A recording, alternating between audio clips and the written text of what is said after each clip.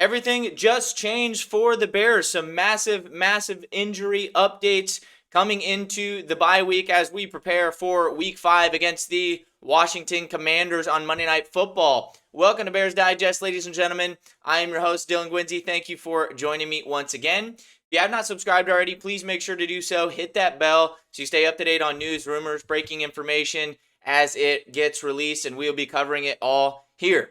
So, a lot to discuss here today. We have a lot of positive injury updates that we are not used to in Chicago Bears fandom here this year. We've had a lot of bad stuff kind of go not our way, and Jaylon Johnson being out for the year as it is seen as of right now. But as we enter the bye week, this is kind of the time to get everybody healthy, get everybody back on track, and ready to rock in week 6 against the Washington Commanders. So, as we kind of go on to this, the Bears did practice coming into the bye week, which a lot of teams do not do. They were planned to have 2 practices, but the last one was canceled and just turned into a lift as of today on October 1st, and then they'll get the remaining 4 days off to spend with their families for the bye week. But they did have practice, and that's what we're going to discuss here first.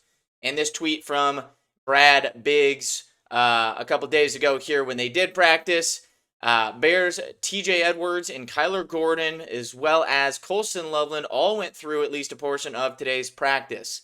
Now, these are the 3 main guys that were missing. Obviously, I would consider Darnell Wright and Grady Jarrett as more important than Colston Loveland right now as well. But these are kind of the guys that missed last game, along with the other 2 I just mentioned.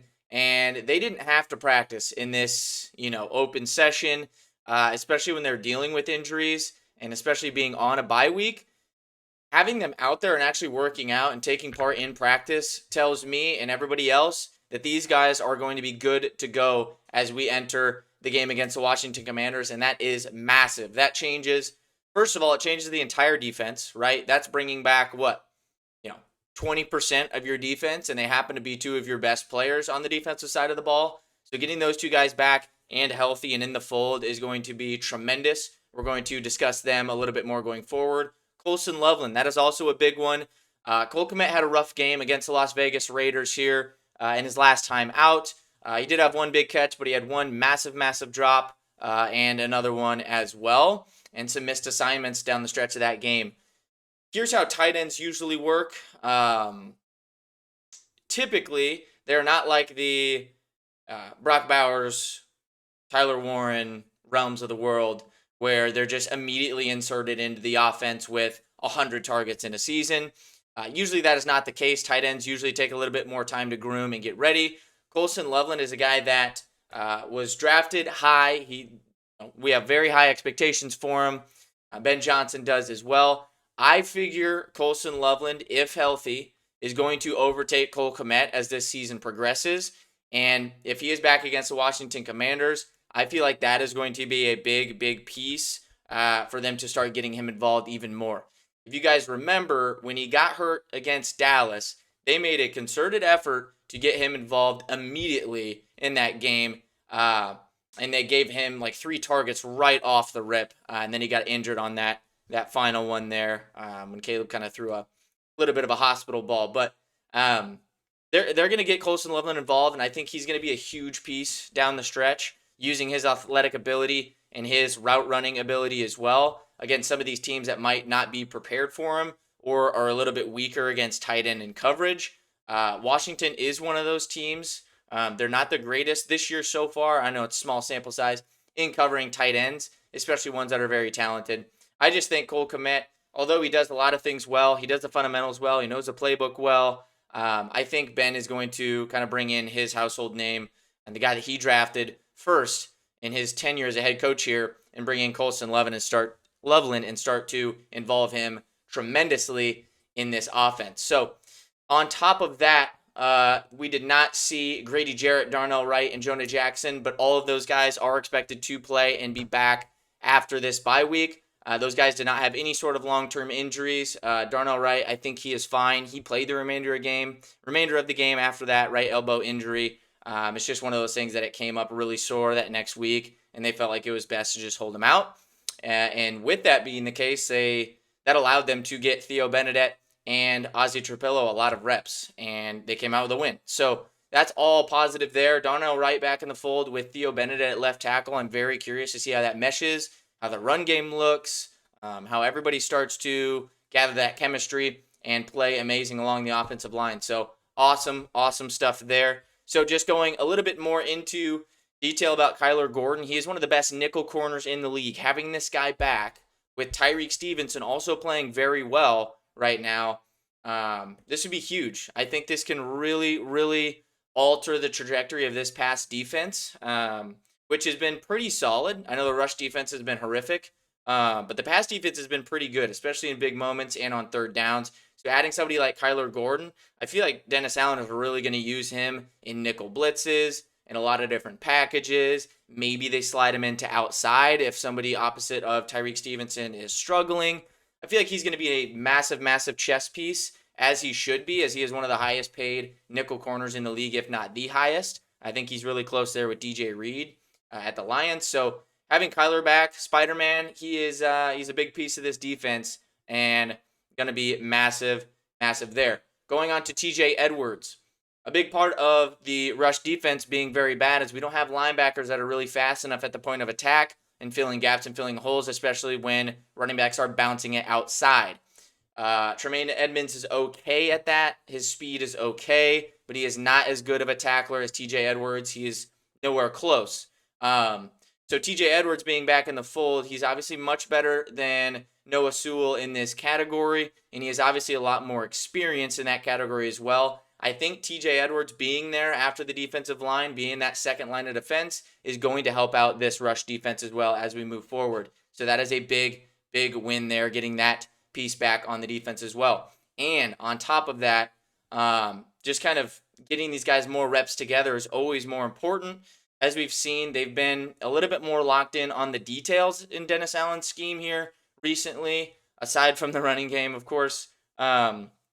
They made Geno Smith look pedestrian at best. I mean, he had 117 passing yards and 3 picks. So it was a phenomenal game. If they can do that against these average to slightly below average quarterbacks throughout this year, which they're going to get a lot of them, you should be winning most of those games, right? So if you're looking at the Saints, you're looking at the Giants, you're looking at the Bengals now, you're looking at the Browns, right? That's just 4 games mentioned right there that's average to below average quarterbacks or rookie quarterbacks. And when you're disguising coverage the way that the Bears have been doing and picking off the ball and making people confused, I mean, you should be able to get a lot of turnovers still here moving forward, and that goes a long way in the turnover margin and the turnover battle to go win those games, even when your offense might not be clicking on all cylinders. So TJ Edwards and Kyler Gordon, having those guys back on the defensive side of the ball is going to be incredible. Colston Loveland, obviously we already mentioned him, getting him back in the fold. I think he's going to start taking more and more snaps from Cole Kmet, and if it's not more and more snaps, it'll be more targets, right? He's going to end up having more targets than Cole Kmet at the end of this season. You can book that down as long as he is healthy. So we'll kind of keep that caveat there, but great to have Colston Loveland back. He's got to start grinding away and having a good impact in his rookie year, being the 10th overall pick in the draft.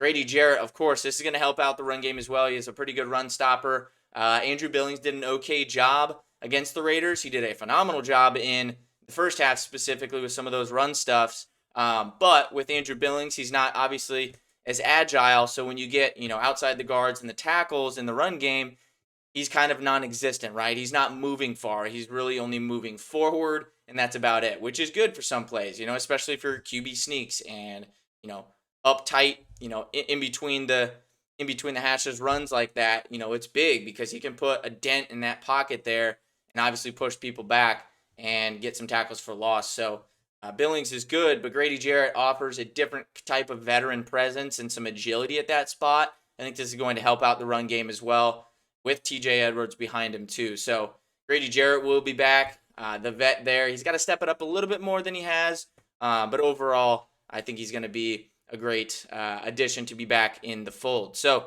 last one we're going to talk about here, actually 2 more we're going to talk about, but one main guy, it's Darnell Wright. He's going to be back against the Commanders. I'd be shocked if he's not.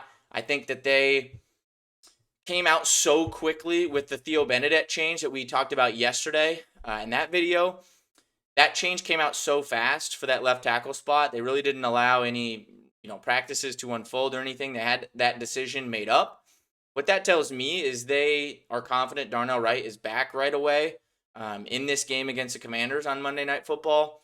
And because you really wouldn't make that move if you're still thinking that Ozzie Trapillo is going to be in that spot right away, because then that would probably tell them that, hey, let's keep Braxton Jones at left tackle here, put Theo at right tackle till Darnell's back, and then we'll make that change. No, they did it right away. So that just tells me, just using your context clues, I think Darnell Wright is going to be back and solidifying that right tackle spot. He has been great besides the penalties, so he was wildly missed in that Raiders game. So hopefully he's back and good.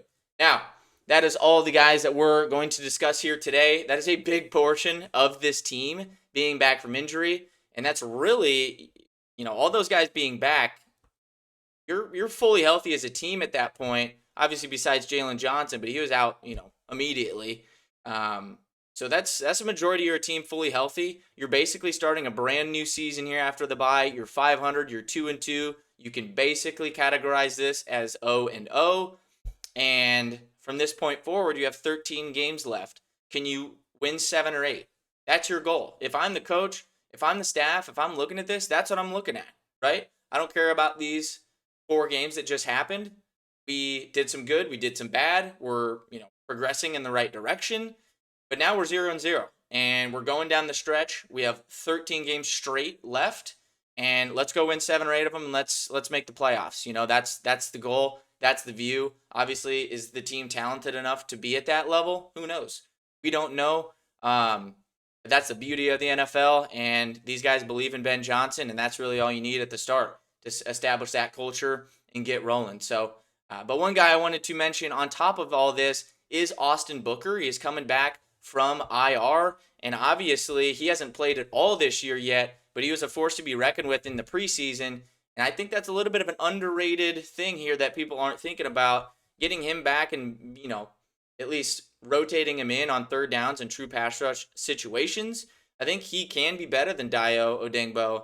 And, that's sad to say, but I think he can be and, provide some pass rush for this team where we really, really need it, especially going down the stretch. You're going to need to get some sacks and get more third and long situations because we are very good in coverage and have been very good in the third down and long situations. So Austin Booker remains to be seen. I think we haven't heard from anything this week about him because he's not officially off the IR technically.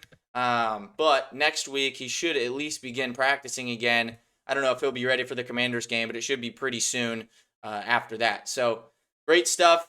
Awesome news. This changes a lot for the Bears, man. This changes a lot, especially for the defensive side of the ball, getting your key players back. That can start to change things and really ramp this thing up in a positive way. So thank you for joining Bears Digest once again. We'll be back here tomorrow with more news and updates. And as always, bear down.